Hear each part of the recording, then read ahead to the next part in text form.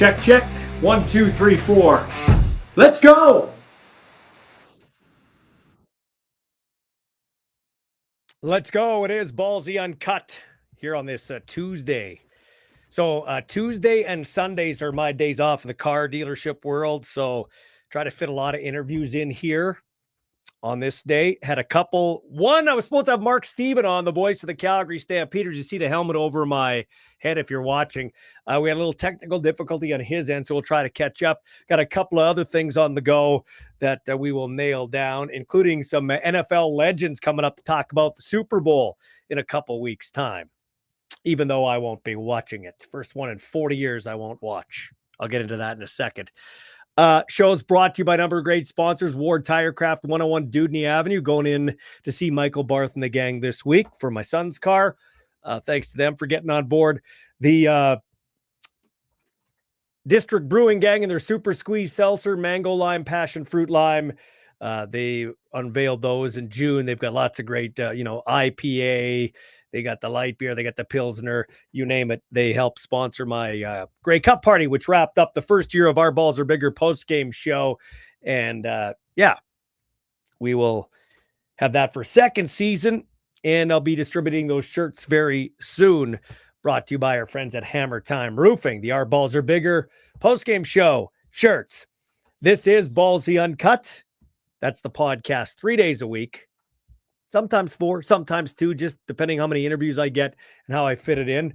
It's available on X, Facebook, YouTube. We have an Instagram account. You can go back and watch them all there or on Spotify.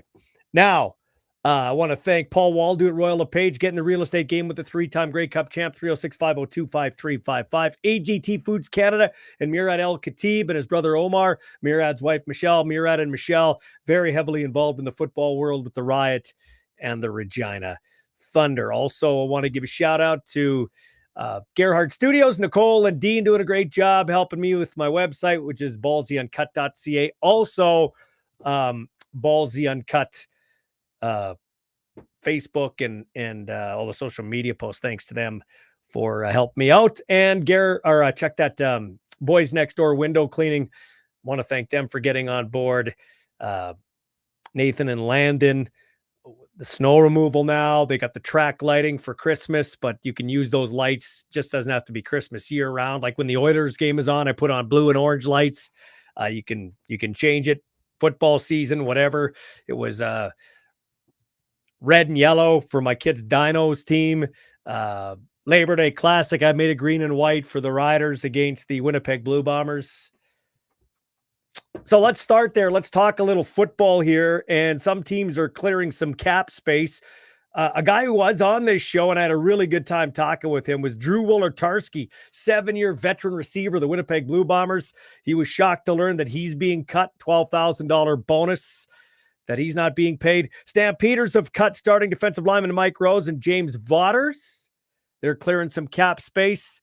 The Edmonton Elkimos getting rid of Boris Beatty ahead of his roster bonus. Boris Beatty has a strong leg, but wasn't very accurate with Edmonton. I would say he cost his team at least 3 games by my count last year. Could have been a playoff team.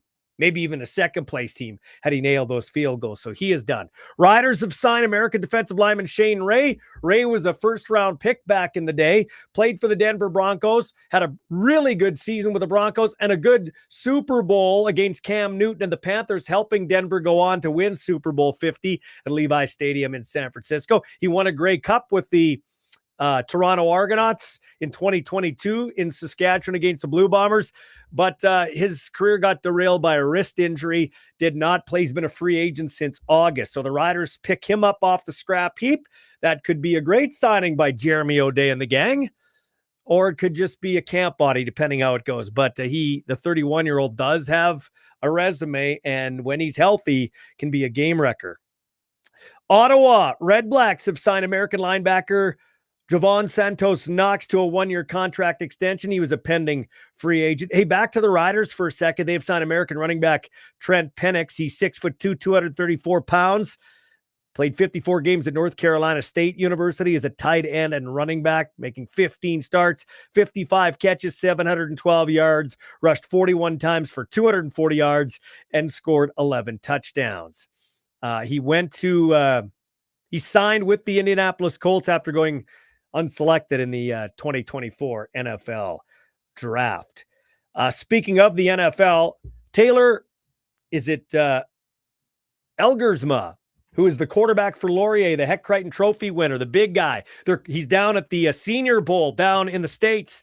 It's a week-long deal where you work out for NFL scouts and play in the game, Senior Bowl game. Now, he's a guy they're calling the Canadian Josh Allen. This is a guy that is like 6'4", 220, 230, has great mobility. Obviously, it's different playing the Canadian game. Obviously, playing in Canada, you don't get the street cred that you would playing in the United States. I know this personally, going through it as a family. My son, obviously not a quarterback, but Elgersma, hopefully he can turn some heads. Only 2 quarterbacks that have played in the Senior Bowl have not really got a shot at least going to camp. They've either signed as undrafted free agents or gotten drafted.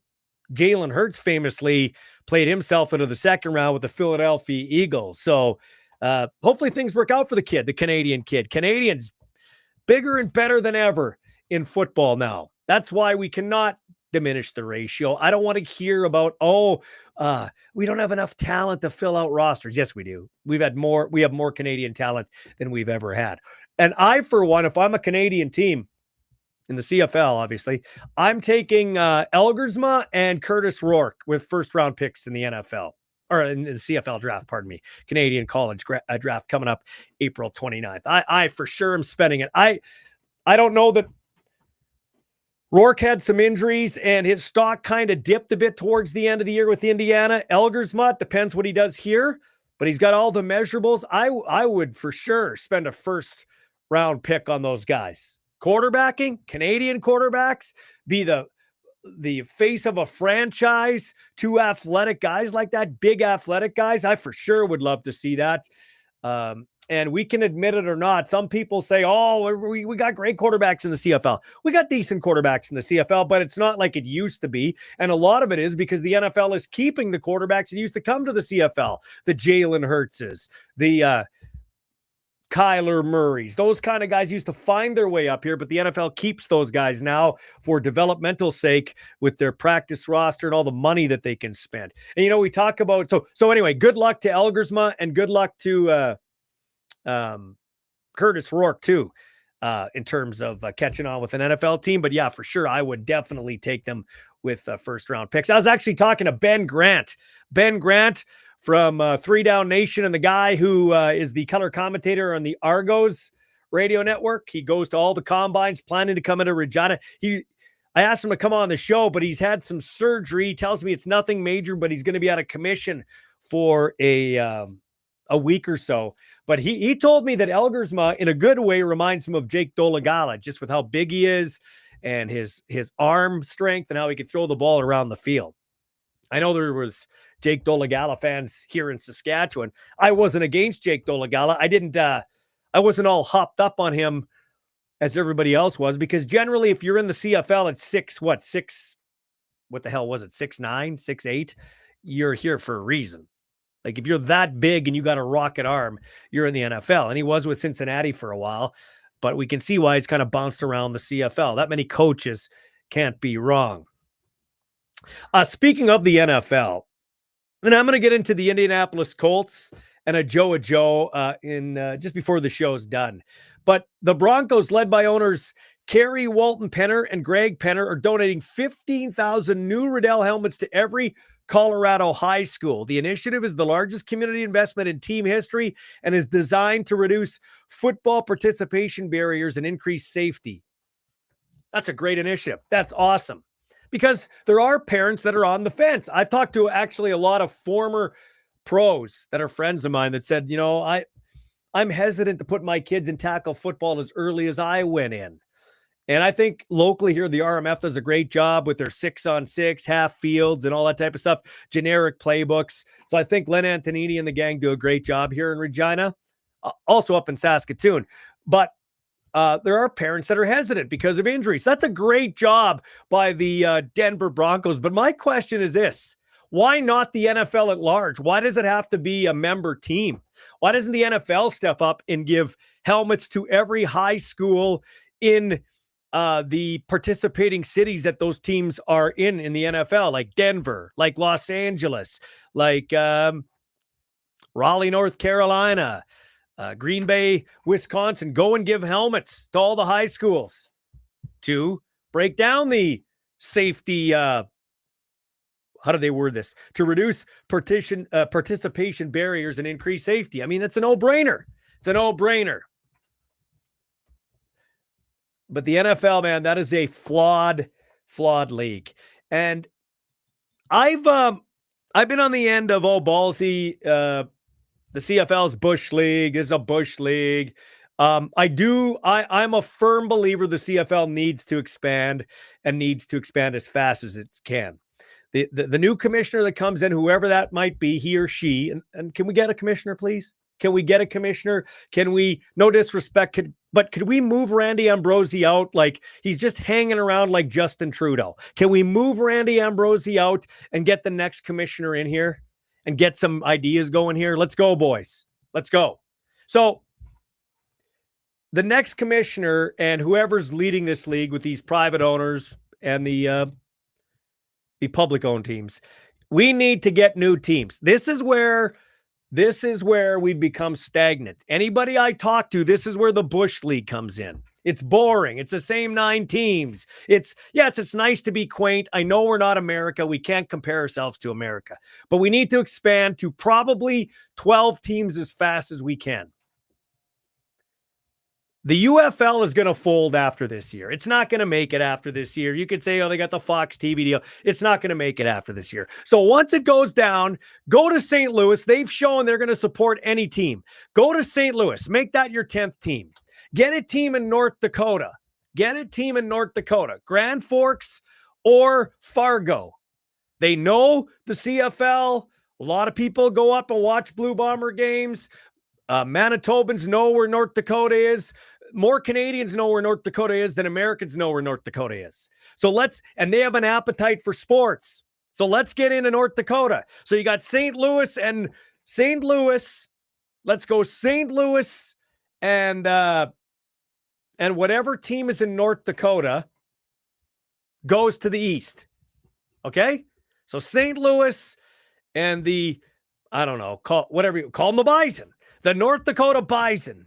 They probably won't because they got a college team, but make something up. Go St. Louis and North Dakota goes to the Eastern Division and have the Winnipeg Blue Bombers and a team in Montana go west or Wyoming. Like, those players, a lot of our players come from the FCS, come from that area. And as I've said before in this podcast, yeah, we can talk about Donald Trump and the 51st state and all the border stuff. Okay, I'm not going to go down that lane. I know how I feel. I know how polarizing it can be. I know how butthurt the left is now, so I'll leave that alone. But I am going to say this. We're the same people. Take the border out of it. North Dakotans, Saskatchewanians, North Dakotans and Manitobans, Montanans? I don't know how you say it. People who live in Montana and Albertans, same type of people. Probably Wyoming. Like, we're the same type of people, same mentality. Right? St. Louis, not so sure, I haven't been that far, but Midwestern type of setup, loving football, that's where the CFL needs to go. But I hear so much about the Bush League CFL. I will tell you, dollars to dollars, I'm not enamored with some of the refereeing we see in our league, okay? It's not easy to be a ref. We need to respect all officials. I've got nieces and nephews now officiating hockey. But come on, what we're seeing, the Kansas City Chiefs have won 17 straight one-score games. 17 straight. They get all the calls. Frank McChrystal used to tell us when we played with the Rams, yeah, fellas, we're pulling up to, we used to call it Gordy Hole Bowl, but it's SMS Field and they fixed it up real nice. But we're pulling up to Gordy Hole Bowl, and he used to say all the time, guys, We're going in here, fellas, and we're already 14 points down. The field sucks, and the refs are gonna give them 2 or 3 calls. So you gotta put your foot on the gas, and when you got chance to make plays, you have to make the plays. And that's exactly what teams have to do when they've got the Kansas City Chiefs down, because the Chiefs get the calls all the time. I am not watching Super Bowl 40. I am going to do a little prop betting. I'm going to maybe follow it on my phone in terms of who's winning and what's going on. I am not going to do it. I'm not watching it because I'm not going to be mad after wasting 4 hours of my life watching the Kansas City Chiefs get the bullshit calls again. And I don't care about the Buffalo Bills. I don't like Buffalo, but I'm all Kansas City'd out, especially when the refs help them. That was an interception. And if it wasn't an interception, if you want to say tie goes to the receiver for Kansas City, the ball hit the ground. That is an incomplete pass. At the very least, an incomplete pass, not first and goal on the 3. Okay? Josh Allen got stopped on 4th. Kansas City would score a touchdown there, and Kansas City would score a touchdown after Josh Allen got a first down. The guy, the side judge, the one on the far side of the field on Buffalo side had it marked as a first down. The one on the Kansas City side had it marked as not a first down. The guy on the Buffalo side comes back to the side judge on the Kansas City side of the field and says it was short. On the replay, you could clear. Josh Allen pushes over, and his back arm, his right arm, the one that was closest to the original line of scrimmage, is over the line. It's over the line. And they give Kansas City the ball, not Buffalo, and Kansas City goes in and scores. Now you'll say, "Oh, Ballsy, you can't tell. It wasn't." Actually, the play before when he hit the tight end, the pass to the tight end, I forget who, I don't think it was Kincaid, it was the other guy. He dives for the first down. He's not down. They originally give him the first down and then they move it back because they got replay help right away. And all of a sudden they run the play and it's 4th down. It's 4th down. We're going to 4th down. Like, it happened so much. It was hilarious. On the broadcast, Tony Romo and Gene Steratore say, "Hey, Gene, what do you think?" Well, the replay official, who's been a ref for years, "I actually think he made it by a third of the football, Tony." And Romo goes, "Yeah, I actually think he did too." And Jim Nantz goes, "Oh, well, Kansas City's football. Oh, well, Kansas City's football." That's where we're at now. So, no, I'm not going to watch the 59th Super Bowl. It'll be the first time since I was 10. So maybe that's 42 years. That's the first time I'm not going to watch the Super Bowl. I will not watch it. I'll watch a rerun of WrestleMania 18, The Rock and Hogan, my favorite WrestleMania. I'll watch that one because it has a more believable ending than this one. WWE officials are more credible than NFL officials now. I'm sorry. It's true. It's true. It's sickening, actually. And yeah, maybe we saw some of this with the Patriots back in the day, but the Patriots are a hell of a lot more likable to me than the Kansas City Chiefs are. Jason Kelsey's dancing out there and headbutting the lineman, or the lineman headbutts him after he dances in front of Damar Hamlin's face and doesn't get a taunting penalty after a touchdown to Patrick Mahomes. And then he flies back when he gets a headbutt. And the whole thing's sickening, man. The whole thing's sickening. It's in the script. It's in the script. Hey, Taylor Swift is here. We need the Swifties. We need the women and the young kids who we don't normally get. We need them to watch football. Honestly, Philadelphia has the better roster. They've got the better roster. They don't have the better quarterback or coach, so that'll make a difference. Actually, Kansas City's very elite with their head coach, with their D coordinator, and with their quarterback. Can't argue it. Like, I'm not saying Kansas City's not a good team. I'm saying the NFL gives them all the calls. It's become like the Michael Jordan NBA back in the day. You just knew when it was tight, Michael's going to get the calls and the Bulls will find a way to win. That's how this is going now. This is very Chicago Bulls-ish in the 90s. It's how the script goes. You can't win 17 one-score games in a row with the same script every time. And I'm the only one that can see that? Come on. Come on. I'm the only one that can see this. It's a joke. It's an absolute joke. Crazy. So even though Philly's got the better team, there is no way Kansas City's losing this. It's destined. Kansas City, I can already see it. It's not Jim Nantz. It's Fox. Fox will be there. Probably Tom Brady on the stage. If not, it'll be Terry Bradshaw. Oh, so congratulations to the Hunt family. Congratulations, Andy. Yeah, have a cheeseburger. And then Jason Kelsey dancing around. It's done. It's a three-peat. You can waste 4 hours if you want. Maybe you want to watch the commercials. I'm not wasting 4 hours to watch shit that's already been predetermined 2 months ago.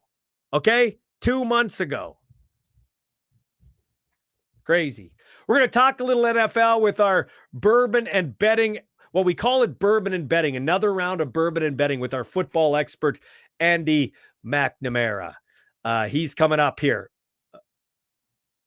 Kim Johnson says, oh man, Ballsy completely right. I am right.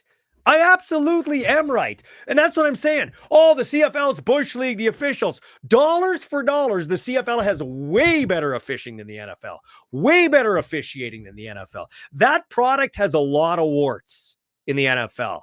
But it's because it's such a big business and Taylor Swift and all the money and all. That's why people are just like, oh, the NFL, the NFL. And listen, I like the NFL. I watch the NFL. I am not watching another NFL game, though, that involved. I said to myself, I'm never watching another NFL game. That's unrealistic. I am going to watch another NFL game. But I will not, not that it matters to any of you out there, I will not watch an NFL game that involves the Kansas City Chiefs with this same regime, with everything in here. Mahomes, Andy Reid, if they dump Kelsey after this year, which I hope they do, because the guy's a mall walker. How does that guy get open? How does Travis Kelsey get open? He's Nick Lewis at the end of his career. Nick Lewis, I have all the respect for Nick Lewis. He helped coach my kid a little bit in the park in Lake Ridge. So I got respect for Nick Lewis as a football player, but at the end of his career, he was a mall walker. He'd run to Reitman's, turn around and catch the ball. That's what Travis Kelsey does. Travis Kelsey waddles out. He goes to New York Fries, hooks around the table and catches the ball. Travis Kelsey goes to the body shop, cuts over to, I don't know, pick a store. There's so many of them closing. Cuts over to, I haven't been in the Cornwall Center. I can't tell you when, but you know what I'm saying. He's like Bed Bath and Beyond, and then he goes over to the Bay that's closing, does a button hook, and Patrick Mahomes hits him. The guy is a mall walker, but he still gets open. Crazy. I'm sick of the Chiefs, but they're winning. They're winning. They'll win 28-27. Somehow Mahomes will score. Like, here's what's going to happen. Philadelphia. Yeah, Philadelphia, 27-24, Kansas City. Philadelphia will come back, tie the game. Mahomes gets the ball. He drives them down. It'll be like 3rd and 8, and somehow there'll be a defensive holding penalty, or somehow it'll be a tic-tacky pass interference, or somehow Mahomes will scramble around and go, I'm going out of bounds. Oh, no, I'm not. Oh, I got hit. I got hit in the head. And that's what'll happen. First down, field goal, Harrison Butker. And it'll probably go off 2 posts and in, and Kansas City wins. And the only thing that'll make it more sickening is Travis Kelsey gets on his knee and proposes to Taylor Swift. Wouldn't that be the best ending of the Super Bowl for all these Kansas City Chief freaks and Swifties? That's what it would be. Oh, they proposed. It was always so great. My heart's a flutter. Chief Pete. Get the fuck out of here. I'm tired of this shit.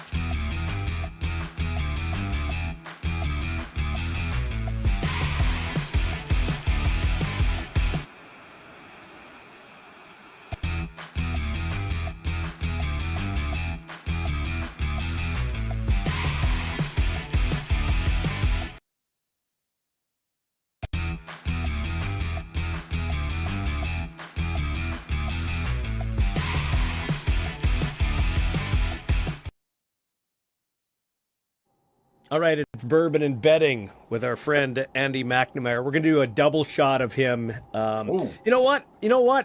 We'll just talk here a little bit. We'll do betting. We'll talk about the games that were and everything. And when we get closer to the Super Bowl, we'll do all that type of stuff because we're 2 weeks away.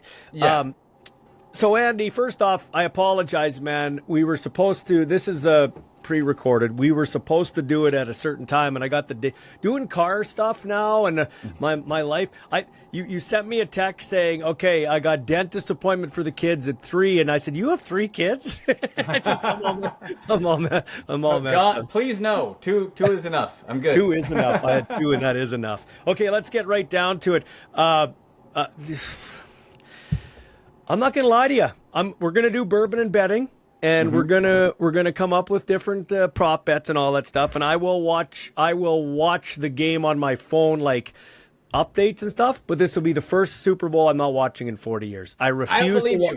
Coming up to it, you're gonna be sunk in. There's gonna be something that grabs you. No. I'll tell you this. I was so mad. I said I would never watch an NFL game again. Now I've amended that to say I will never watch a game again that involves the Kansas City Chiefs. If you cannot see now that the refereeing is skewed towards the Kansas City Chiefs after that game, then you're just a Chiefs fan or you're blind. Like, I don't care. You might not agree, but that's a joke. That is a joke. There were questionable calls, absolutely. I kind of liken it a bit to and I hate how the NBA does it, giving the stars the calls, right? But it kind of feels like that. But Ballsy, this is nothing new. Like the Patriots era with Tom Brady. We had the same conversations then. The bottom line to me is this. The Chiefs you have to go into a game realizing the Chiefs will get the breaks when it comes to a call. But they also won't beat themselves. They will rope-a-dope your ass into making a mistake and outlast you. Then when you make that one mistake, like the Bills did. Bills played a great game. You make the one mistake. Maybe it's not getting the 2 two-point conversions. Maybe it's not getting the break on that 4th down where, hey, you know what? You cannot leave it up to the referees for chance. You cannot leave it up to chance. You cannot make a mistake. And if you do, they pounce. They made the one. Then they made the second with Kincaid dropping that perfect ball with Josh Allen, the hero ball. And look at, once again, Chiefs back in the dance. So is McDermott the guy that can get Buffalo over the top? Let's be honest here. He feels to me like I know you're not Dan as Reeves? much. Well, no, I'm going to tie in a CFL people that watch. He feels to me like Danny Barrett, who used to get the Riders to the door, but could never kick the door down. They got Kent Austin in, and they won a Grey Cup the first year Kent Austin became the coach. That's kind of how I feel with Sean McDermott. It's not that he's a bad coach, just sometimes you can only take a team so far. Yeah, that was 89 with Austin, right? Was that 89? Well, Austin was a player in 89. 2007 was when he was the coach. Yes. I'm thinking the player one. Yeah, that's right. Yeah. But you know what? I think it's a case where you look at the Bills. Is it McDermott, or is it that the team looked to be as ready as it could be with the Josh Allen factor? But really, when we step back, there's still holes on that defense. There's still need for a playmaker, a true playmaker at wide receiver. You got the running back sorted out. You have Josh Allen playing at the highest level. Despite the Kincaid drop, the tight ends are fine. The problem is, Ballsy, you need a Stephon Diggs who's not Stephon Diggs. Right? Yeah. You had him. Yeah. You don't need the now Stephon Diggs. They were hoping Amari Cooper would be that guy. Amari Cooper looks glue factory. I don't know how he went toast from a consecutive 1,100-plus yard seasons with the Browns to just total nosedive. But what came to light was Josh Allen didn't have the go-to guy like Mahomes has, right? Or a couple of them. You got everything else sorted out. If you can upgrade that defense, that secondary, get the defense going, and add a receiver, and you can find him every year in the draft now, where you don't need a high price guy. Go find me a star. Go find me that Xavier Worthy. Upgrade the wide receiver room. I think the Bills can get right back to it. So I'm not ready to say yet that McDermott's not the guy. I want to see an offseason where this Bills team is revamped, where they can have as close to a complete squad as possible. They don't have a lot of contract issues, salary cap issues. Get that, then go after the Chiefs one more time. And then if you have that complete team, if you got the defensive side, and they still beat you, then you got to make a change. But I put it more on the front office. Build up this team. Okay, so I look at those 3 top dogs in the and don't jump through the screen here, but you look at the 3 top dogs in the AFC with Ravens, Bills, and the Chiefs. Okay, right now, and if you were to just say or describe it, you'd say, okay, so the Ravens and the Chiefs the Ravens and the Bills are great regular season teams. They're rolling, they're flashy, but it gets to playoff time, and then all of a sudden the you know what gets puckered, and they play like Josh Allen looked really rattled at the first part of that game. Lamar Jackson, when it gets right down to it, he gets rattled. Whereas the Chiefs, they kind of just they find a way, they build, but when they get to the playoffs, they're the best version of themselves. They know how to win in every scenario. And Ballsy, we were talking last year at this time how the Chiefs had been impressive having to win on the road, something they hadn't done before, how they had to make the switch to a more run-heavy game and adapting.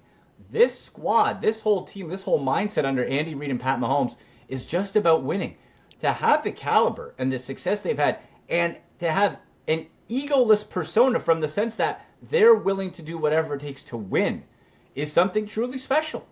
And that's why you cannot make a mistake, because they will outlast you and they will find a way. That one moment, you see that one play, they always find that one play and they always get it done. So, like, a quick look ahead, do I think the Eagles have the horses, the team to beat the Chiefs? Yes, I do.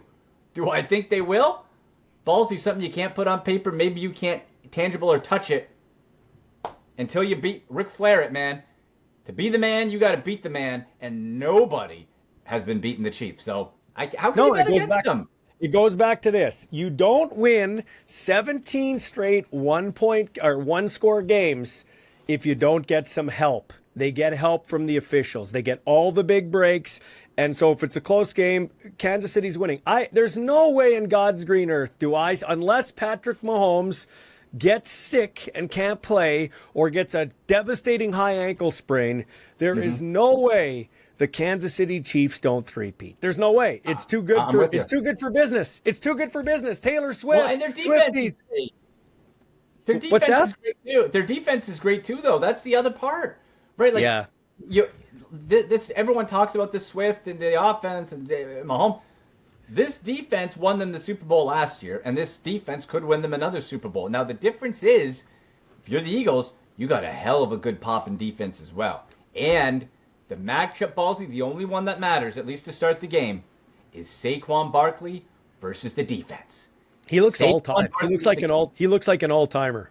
He's unstopped. 63 yards to the house. Are you kidding me? Now, the Commanders' defense is nowhere close to the Chiefs. So the Chiefs' idea is going to be stop or contain Saquon Barkley and make Jalen Hurts beat you with his arm. Unlike Lamar Jackson, who cannot beat you with his arm, Jalen Hurts can. And that's the difference. I was on ESPN radio in Philly the other week, Ballsy, and they said, what's wrong with the Eagles' passing game? I said, nothing. You have Saquon Barkley who's run for 200 yards, couple touchdowns.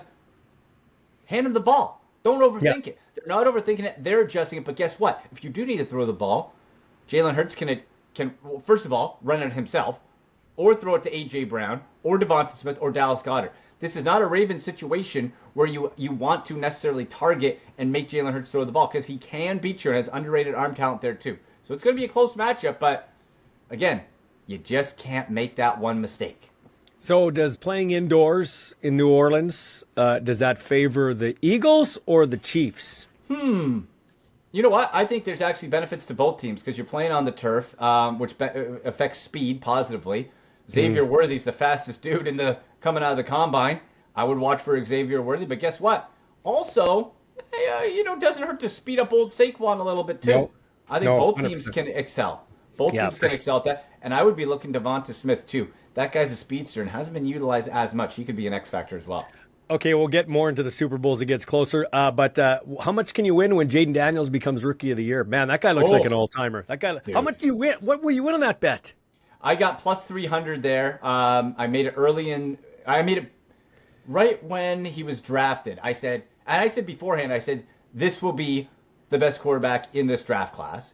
I was proven right so far. I said I would take him over Caleb Williams, and I said I would take Michael Penix Jr. over Caleb Williams as well. I was not a believer back then, certainly not now. But Ballsy, Jaden Daniels is exceeding my expectations, and I was already high on the guy. Mm-hmm. Like plus 300. Plus 300. Yeah. That's a nice bet. That's not bad. I also got, I'm hoping Myles Garrett wins Defensive Player of the Year back-to-back, because I got plus 1,700 on that bad boy. Who would he be up against there? The main competitors would be Hendrickson for the Bengals and Patrick Surtain the second of the Broncos, who won the Pro Football Writers Association one, which is kind of like the Golden Globe Awards. Yeah. For the main ones. Sometimes it gives you a hint. Sometimes it's a consolation prize. Hard to say. Hopefully for you, it's a consolation prize. Hopefully, and then he can jump in and get that. But man, Daddy's got 2 kids. Daddy's got to pay for this. Come on, baby. You heard? Did you hear about Jane Daniels with the VR, the training? No. Oh, okay. So for viewers, listeners, check this. He said, going back to college, and then even in the pros, what he would do is train with virtual reality helmets. So he'd put the goggles on. They would upload the opposing team's defense and his offense, but they would speed it up to 1 3/4 time. So he would have to go through his progressions 1 3/4 speed faster. So when the actual game happened, it was slowed down. And he has and they said, look, this doesn't work for every quarterback because some guys can't process that or aren't smart enough, whatever. Jane Daniels is. This guy now, Ballsy, he's playing it's slow motion for him. It's wild, and he's doing it in the pros too. It's around the technology. I think we're going to see, because of the Jane Daniels, that usage is going to spike as it should, but you got to have the smarts to do it. Daniels is a special player, man. I can't wait to see what he does. Have you ever done that? I did it actually at my nephew, my brother's house. Play with my nephew. I put it on. I played an NFL game, and it's like you put it on, and you can look at you can look at the stadium and everything. Oh, it's unbelievable. It's hard just on rookie level. I can't imagine turning it up. Oh, I want to. I haven't tried the VR. I've done VR, but like not with the football side. I really want to try that. Yeah, it's cool, man. It's cool. Okay, let's talk about some of the coaching moves. The Cowboys, Brian Schottenheimer. Like, it went from Deion Sanders, where we might, let's see, even if this is a grease fire, let's watch. It's a train wreck, but buy a sandwich, let's look at it. But now it's going to be a train wreck, and it's going to be a boring train wreck, in my opinion. Yeah. Jerry Jones is just operating in slow motion the last 2 off seasons, man. Like, last year, like Ballsy, I think he forgot to hit refresh on his computer browser when he made his running back room last year. He's like, oh, Zeke Elliott. Yeah, he's good. Uh-oh, you didn't press refresh from 5 years ago, Jerry. How about that? You did nothing last season. Now, you don't fire your head coach, and you kind of sort of do. And then you don't interview anyone. You're like, how about the OC? But then the best part was that press conference where Schottenheimer's sitting right beside him. He's like, it's a risk. Hey, y'all don't think I can get out of my comfort zone? Well, here it is. Like, what are you talking about, you madman? Like, are you trying to prove other people wrong by hiring Brian Schottenheimer? It's a risk. Like, that's not really what you want to hear if you're a Cowboys fan. Well, you know what that reminded me of? What? You have to give Jerry Jones credit, and you have to give Al Davis credit. They were both visionaries, okay? Yeah. They were. But at the end, is the key. Remember Al Davis with all those sores on his face, and he's talking gibberish, and he has the old projection thing, and talking about Lane Kiffin and firing this coach. Like, he lost it at the end, and Jerry's losing it at the end. That's how I feel. Yeah, it seems like for a few years they had Jerry under wraps, and behind the scenes they were making really good draft picks, offensive line. They built great regular season success. But the last 2 years, Jerry has escaped. He's off the leash. He's running wild. He can't be contained. I don't know why. But now he's off the leash and saying crazy stuff. But again, he is operating in slow motion. He's missing all the opportunities. Head coaching. I'm sure we're going to see it again in free agency. The lack of movement and impact additions that he made last year is criminal to that Cowboys team. Boy. And you got Schottenheimer, who... You're never going to get the best coach because the best coaches don't want to be yes men.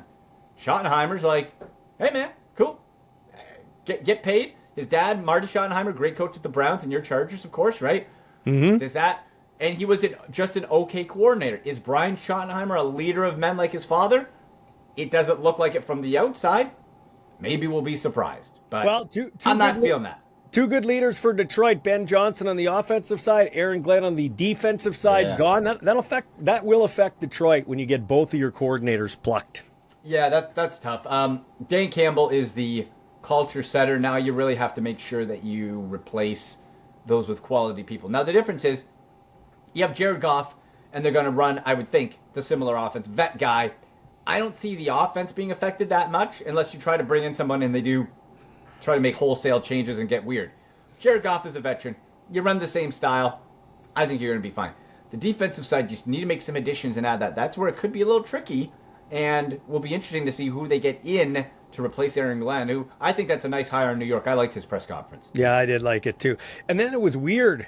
The Tampa OC goes to Jacksonville, says, no, I'm not going to Jacksonville, goes back to Tampa, but then Jacksonville fires their GM after they said there wouldn't be wholesale changes because that would be death to the organization, and then they make wholesale changes, and then he goes back, and then he has a weird press conference where he starts doing the Duval chant, and that looked really awkward. That was weird. You know, there are some teams, Jacksonville, Carolina, honestly, Detroit, Cleveland, the San Diego Chargers, there are some teams that are just destined to never win. They're just something about the organizations they will never, like, I don't think Buffalo's ever going to win. Yeah, they're great. We're looking, there's just organizations they'll tease you, but they'll never win. Jacksonville's one of those.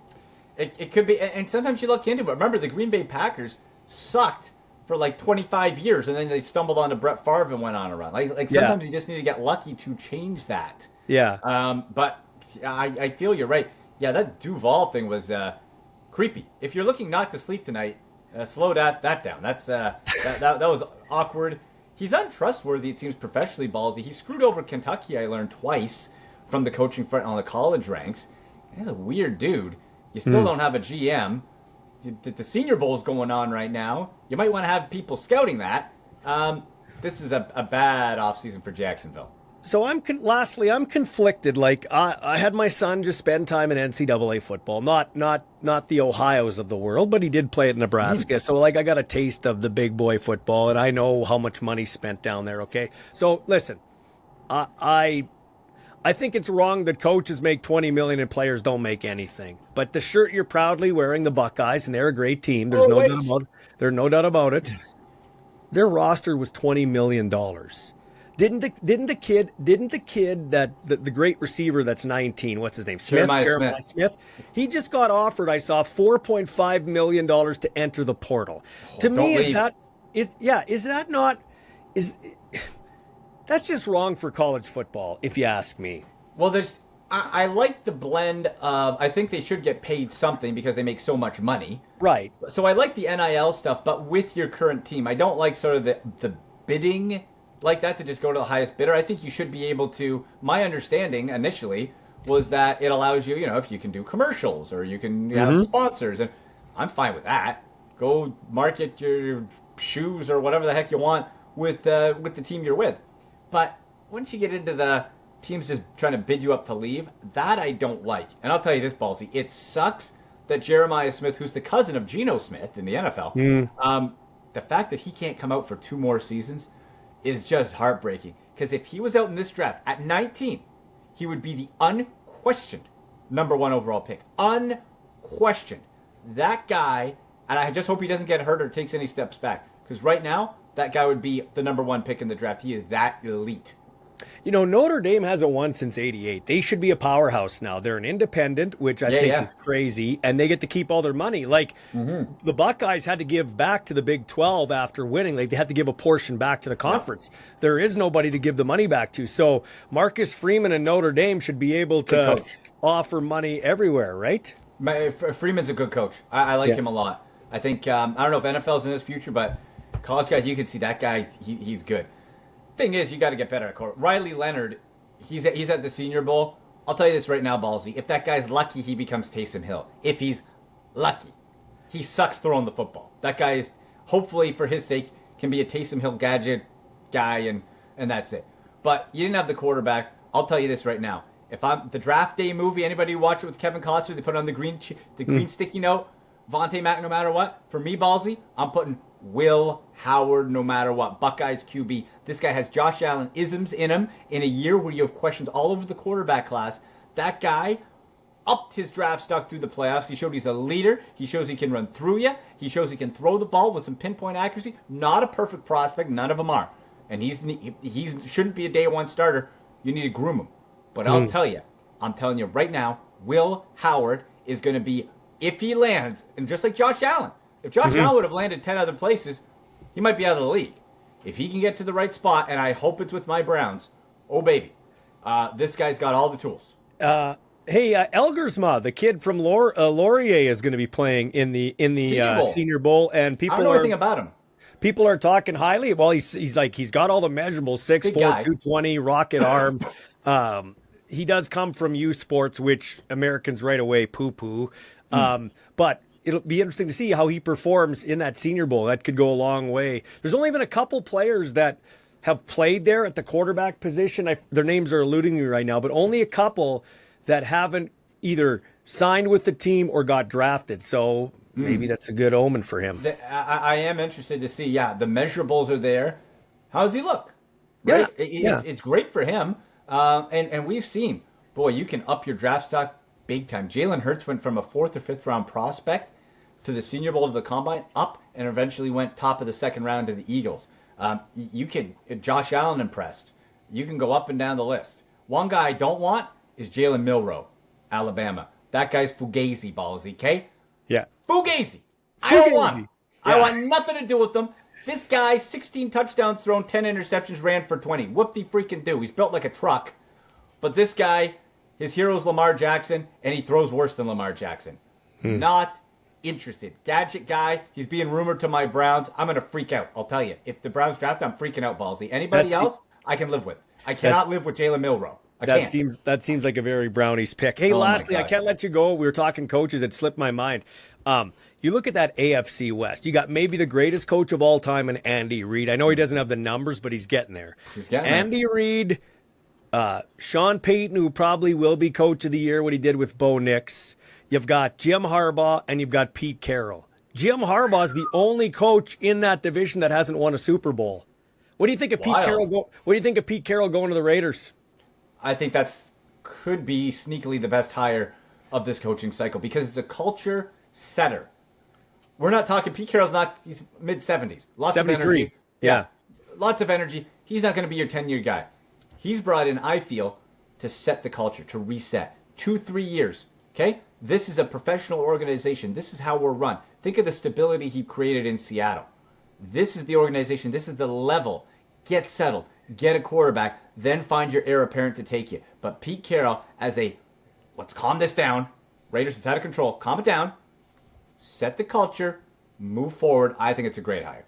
Hey, Andy, where can they find your stuff? And what are you doing now in between the championship round and the Super Bowl? Oh, boy. Well, I am diving deep into the draft prospects, man. This is Senior Bowl, East-West Shrine, Combine. We're going to be doing draft simulators on the Sick podcast with Andy McNamara. Also looking at the free agency class because we know free agency, with the moves made there, directly impact the draft. So that's going to be this week. We're going to go free agency. And it's going to be for the Browns, but also it's for other fan bases too, because all these free agents and draft picks you want to be keeping an eye on. So if you're looking, get a head start on your NFL off season, this is where you want to be on YouTube. The Sick Podcast with Andy McNamara. Subscribe. X at SickPodBrowns, at AndyMC81, and Instagram at AndyMCSports. It's going to be a lot of fun. No wonder. This is Bourbon and Betting. You look at him, he's puked up. Well, the Buckeyes is good, but he's puked up Browns all over himself. No wonder he likes to drink. No doubt, brother. Good See you Lord. Later, See you later, buddy. Man.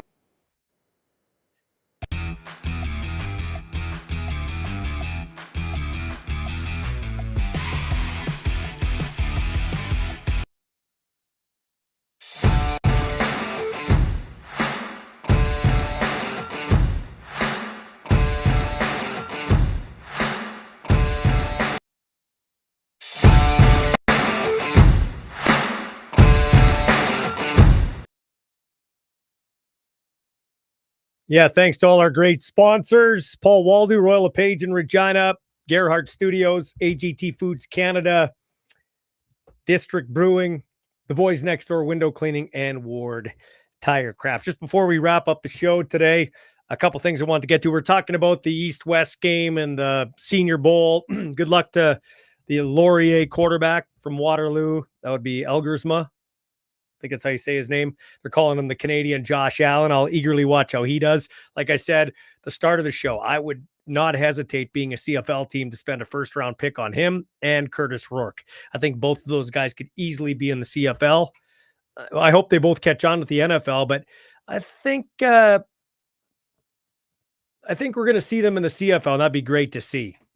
Good for our league. Speaking of that, for the first time I met a Joe in person. We've kind of texted back and forth. He's going to come on the podcast. He has joined the Indianapolis Colts. I think Farhan Lalji was the first to report it. And I don't know that he got much of a signing bonus. I did not ask him today, but I ran into him at the Queen City Soccer Center. So I walk in to watch my kid who is training for the combine, and he's been working hard, not only at the Brick House Gym on his own, but with Dan Farthing, the rider strength and conditioning coach, who happens to have the same bloodlines as me, as he's my cousin.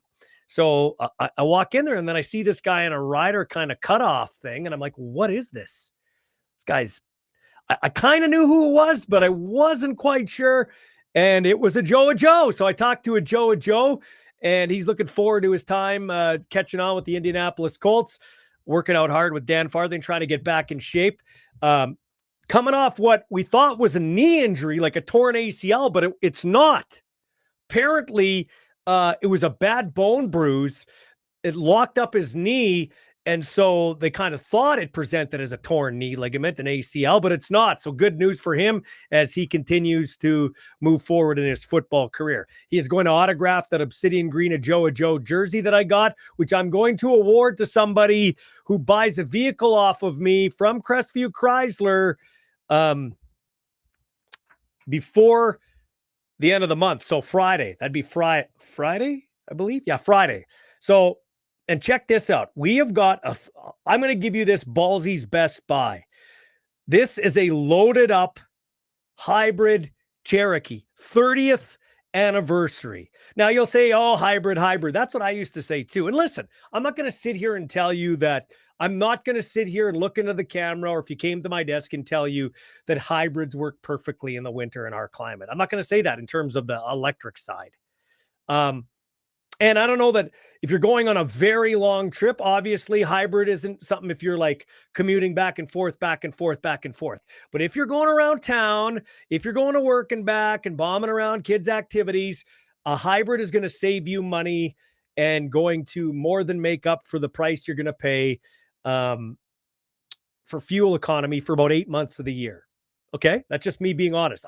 One thing with me is I'm not going to bullshit you. I'm not going to bullshit you here. I'm not going to bullshit you at Crestview Chrysler. So that'll enter into probably your thinking. That entered into my thinking. But the way technology's gone and the way things have evolved, I'm buying into hybrids. Like, I think hybrids are a very good, reliable form of transportation, because you still got the internal combustion engine, the ICE, and you've got the regular fuel, and then you've got environmentally friendly, because that's where we're going. And listen, we can poo-poo it, but remember when cell phones were brick phones and you're like, yeah, now you can get everything on your phone. Okay. So things evolve and the technology has evolved. And I love the Jeep Cherokees. I like Rams. I sold a couple of Wranglers this week, but I like the Cherokees, and we have one on the lot. I'm going to tell you this right now.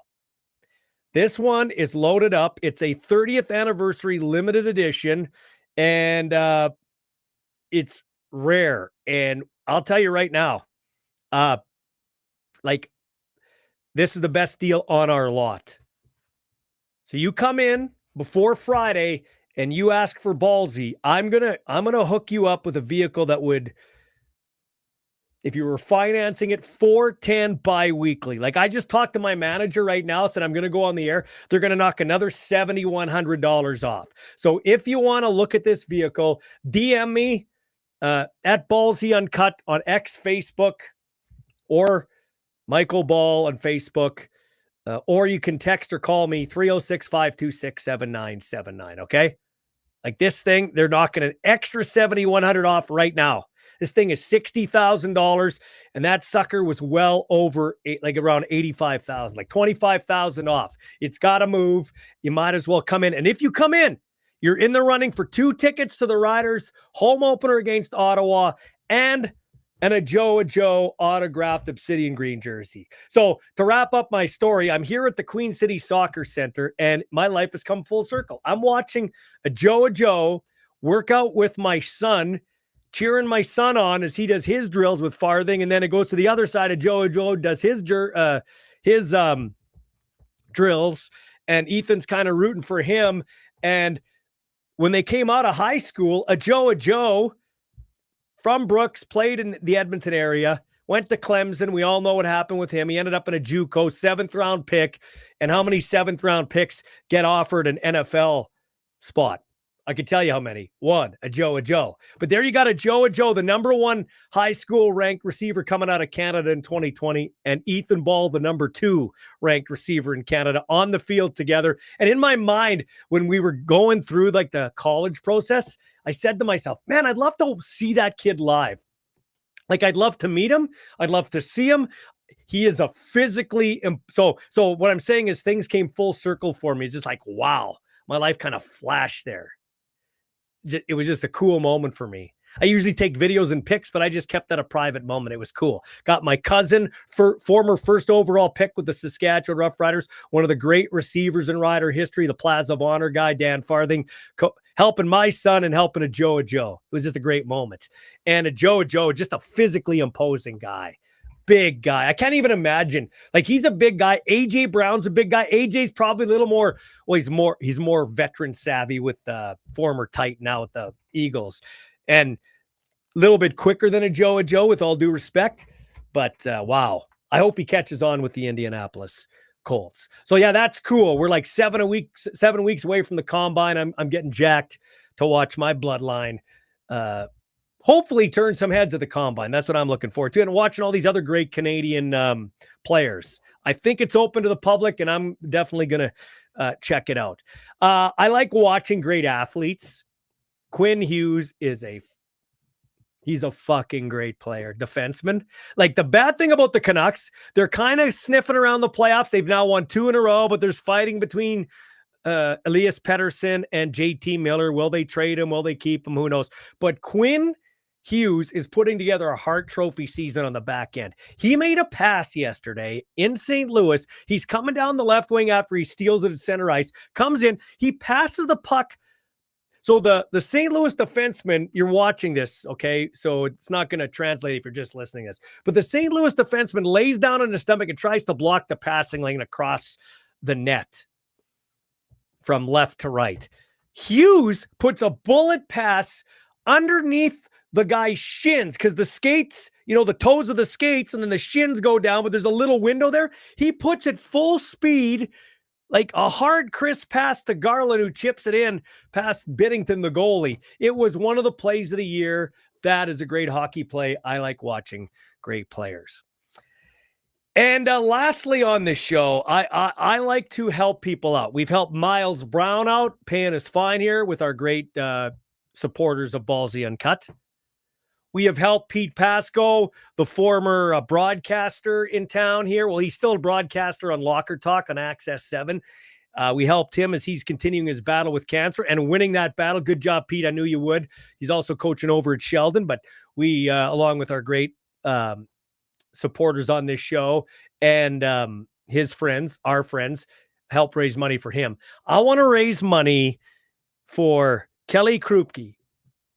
He is a coach and a high school coach at Balgony Greenhall. So I want to tell you, so that was the first part of my day on my day off. I went over to Queen City Soccer Center, which is a great facility, by the way. You can rent it too. Then I went to the Brick House Gym on Osler. What a great place that is. Justin and Chantel, they run a tight ship over there. It's the nicest, cleanest, best equipment at any gym in town, bar none. Great trainers, great community. Go check it out. Okay? Tell them Ballsy sent you.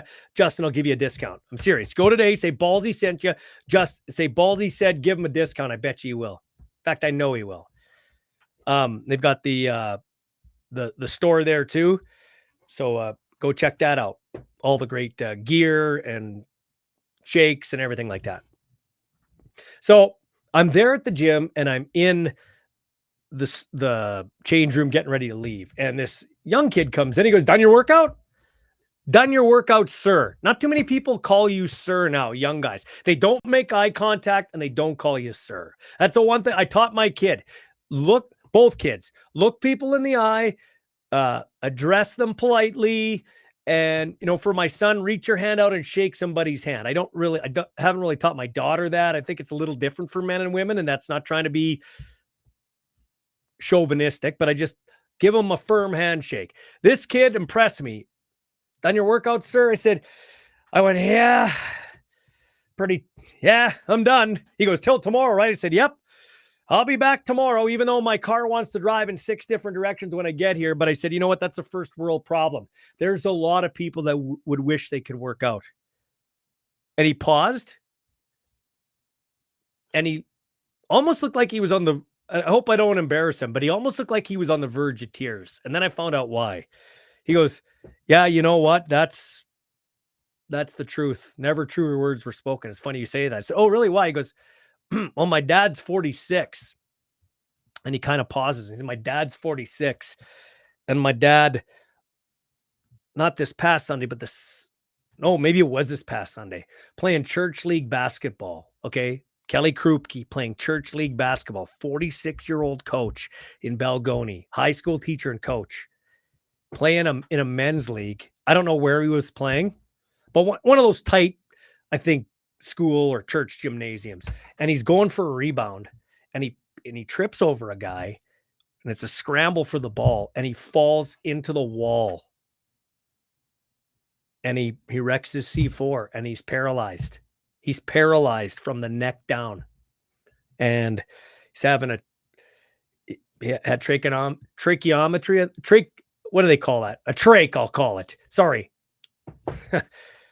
The story was good till I tried to say the medical procedure, but to help him breathe, because he can't breathe on his own right now.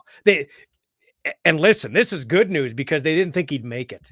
So I think they're doing a GoFundMe and they're trying to raise some money, and we are going to help out. I'm going to have Leighton Krupke, the fine young gentleman I was talking to, who played for the Kamloops Broncos, I believe, of the BCFC, and he's moving back home, I think, to play PFC football.